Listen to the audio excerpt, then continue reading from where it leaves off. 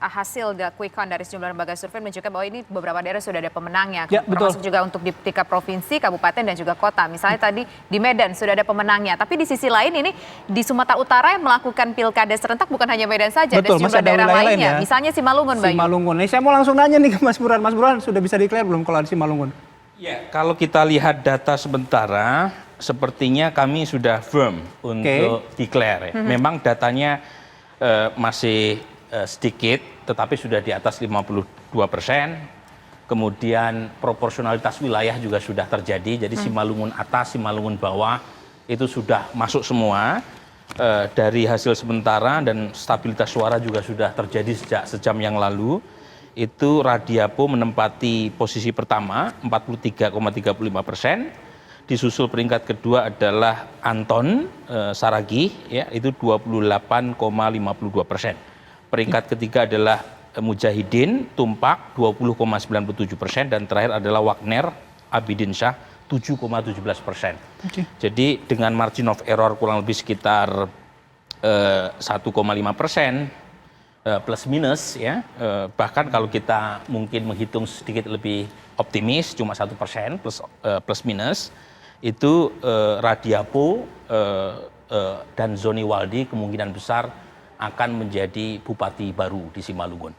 Jadi saya dengan firm gitu ya menyampaikan bahwa warga Simalungun punya bupati baru ya, namanya Radiapo Zoni. Tentu saja secara formal kita harus menunggu hasil keputusan KPU. Tapi kalau tidak ada tsunami atau gempa politik luar biasa, saya kira tidak ada perbedaan antara hasil. Tsunami atau gempa politik luar biasa seperti apa yang dimaksudkan ketika masyarakat sudah memberikan hak suaranya, Misalnya Mas? kecurangan. Jadi seperti yang tadi saya sampaikan, quick count itu gunanya adalah untuk mengontrol adanya kecurangan. Kenapa? Dalam sistem penghitungan yang berjenjang, kemungkinan kecurangan di tingkat kecamatan, kabupaten, itu besar. Tetapi kalau quick count itu kan prosesnya adalah data diambil di tempat paling awal, yaitu di TPS yang terpilih sebagai sampel. Jadi, dan saya yakin lembaga survei manapun kalau bikin quick count dengan metode yang benar hasilnya sama. Jadi kecuali tadi masif gitu ya, kasus tadi saya cerita di awal sama Caca, kasus quick count pertama di Filipina itu ada perbedaan antara KPU yang menetapkan Ferdinand Marcos sebagai presiden terpilih dengan quick count yang menetapkan seorang Aquino. Ya, quick count-nya diadakan oleh Namprel bekerjasama dengan Kardinal Sin dari Gereja Katolik. Masyarakat lebih percaya terhadap quick count, gitu ya, karena memang proses quick count selain saintifik itu juga meminimalisir kemungkinan terjadinya kecurangan. Jadi fungsi pertama quick count adalah supaya tidak ada kecurangan. Kalau misalnya quick count bisa memprediksi pemenang lebih awal, menurut saya itu bonus. Jadi bonus saja. Jadi yang paling pertama adalah menjaga daulat rakyat, ya, itu tidak dimanipulasi oleh penyelenggara pemilu yang nakal. Oke, Mas Burhan, tapi kalau di Simalungun ini, Mas Burhan sempat melaksanakan survei sebelum hari pencoblosan. Hasilnya tidak jauh beda. Jadi sebelum pilkada kita punya survei tanggal 24 sampai tanggal 29 November. Itu hasilnya Radiapo Zani Waldi itu 36,6%. Sekarang dapat 43% ya. Kemungkinan besar undecided, mereka yang waktu survei belum menentukan pilihan itu lebih bergeser ke Radiapo. Justru yang agak turun Pak Anton. Pak Anton di survei kami sebelumnya dapat 30-an%. Sekarang baru dapat 28%. Kemungkinan besar satu adalah dia tidak mampu menarik pemilih swing. Yang kedua, Pak Anton ini kan pada dasarnya bukan incumbent, tapi beliau saudara kandung dari petahana yang sekarang. Nah, jadi ada efek petahana dan kebetulan efeknya buruk. Jadi kalau kita tanya Pak JR Saragih sebagai bupati incumbent 2 kali, itu approval ratingnya rendah, yang menginginkan kembali misalnya kalau misalnya ya dia maju meskipun dia nggak bisa maju lagi, itu juga buruk. Jadi lagi-lagi ada faktor incumbent. Nah, di Simalungun itu incumbency efeknya negatif buat Pak Anton ya, tapi di tempat lain bisa jadi positif. Misalnya kasus di Karawang kan Bu Selika tinggi karena dia sebagai incumbent dipersepsi positif ya. Kemudian di tempat yang lain juga gitu ya, saya kira ada efek incumbent yang buruk, misalnya kayak di Indramayu. Di Indramayu kita tahu incumbent di sana, meskipun Pak Daniel itu bukan incumbent, tapi ibunya, bapaknya mantan bupati di sana ya. Nah posisinya struggling sekarang, meskipun data udah masuk sekitar 86%, kemungkinan besar Indramayu juga punya bupati baru. Namanya Nina dan Luki Hakim ya, artis kalau tidak salah itu ya. Kemudian di Kabupaten Bandung, Dadang Syahrul itu juga hampir pasti menang itu, karena suara sudah masuk 90%. Selisihnya dengan peringkat kedua Kurnia Usman itu jauh sekali, 31,64% dibanding 54. Oke. Jadi berarti kalau Mas Burhan, informasi terbarunya soal Simalungun, Indramayu dan Kabupaten Bandung sudah firm. Sudah firm ya. Dan fluktuasi suaranya juga termasuk sebarannya juga sudah firm ya Mas ya. Sudah firm, sebaran wilayah sudah proporsional. Kemudian juga data masuk juga udah besar sekali, 90% lebih. Kemudian selisihnya di atas margin of error antara peringkat pertama dengan peringkat kedua. Nah ini cukup menarik Bandung begitu ya.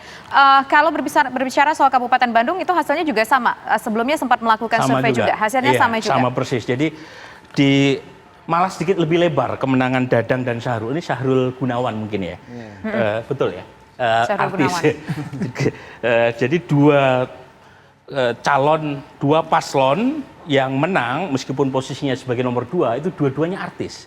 Pertama adalah Syahrul, beliau mendampingi Pak Dadang di Kabupaten Bandung. Survei kami kira-kira 2 minggu sebelum pilkada itu Dadang unggul, tapi keunggulannya itu kurang lebih sekitar 10%. Sekarang keunggulannya 20-an% ya. Jadi kemungkinan besar 2 kali lipat?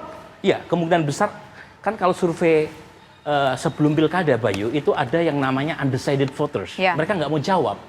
Nah kita kesulitan tuh. Mereka memilih siapa? Kadang-kadang pollster seperti Mas Aji atau saya itu melakukan prediksi. Tapi prediksi itu kan namanya juga prediksi. Ya. Kita tidak tahu persis undecided kemana nih orangnya. Gerangan akhirnya berlabuh suaranya. Nah kalau melihat data di Kabupaten Bandung, undecided ini sepertinya ngeblok ke Dadang Syahrul. Ya, jadi mereka nggak mau ngaku gitu ya, tetapi pas hari H ternyata pilihannya ke Dadang. Gitu kan. Tapi sosok itu cukup menarik bahwa Indramayu tadi ada sosok artis di situ. Kemudian Kabupaten Bandung juga ada sosok artis. Beberapa orang dulu berpikir bahwa kalau artis ya tampaknya belum sebuah jaminan dapatin gold car untuk maju. Tapi ternyata ada juga dua artis yang maju. Syahrul dan Luki, dua-duanya bukan artis baru masuk dunia politik. Mereka bukan kemarin sore, sebelumnya pernah nyalek dan gagal gitu ya. Jadi justru mereka suksesnya di sini begitu ya. Luki kan pernah nyalek di Dapil 6 Jabar, Syahrul juga pernah nyalek. Jadi mungkin mereka belajar dari kekalahan dan kerja keras untuk mendapatkan kemenangan, membalik citra bahwa artis hanya sekedar nampang doang atau penggembira saja. Dan sepertinya perjuangan mereka untuk membuktikan atau membersihkan nama artis tadi dari citra kekalahan berhasil. Ya. Satu di titik ini ya, Bandung, yang lain di Tapi kok tidak salah ada juga salah satu daerah lain bahwa artis bukan hanya di Indramayu saja sama di Bandung saja. Tapi nanti kita bahas ya Mas ya. Kita ada sebuah informasi dulu nih Bayu di mana ada kabar mewarnai perhelatan Pilkada Kabupaten Baru, Sulawesi Selatan. Calon Bupati baru nomor urut 3 Malkan Amin meninggal dunia pagi tadi.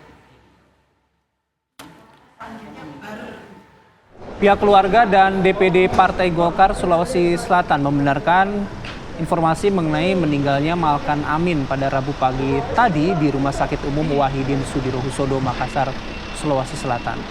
Cabub nomor urut 3 ini meninggal dunia akibat terpapar COVID-19. Pemakaman jenazah akan dilangsungkan hari ini yang dihadiri oleh partai pengusung dan simpatisan paslon Cabub nomor urut 3 Malkan Amin.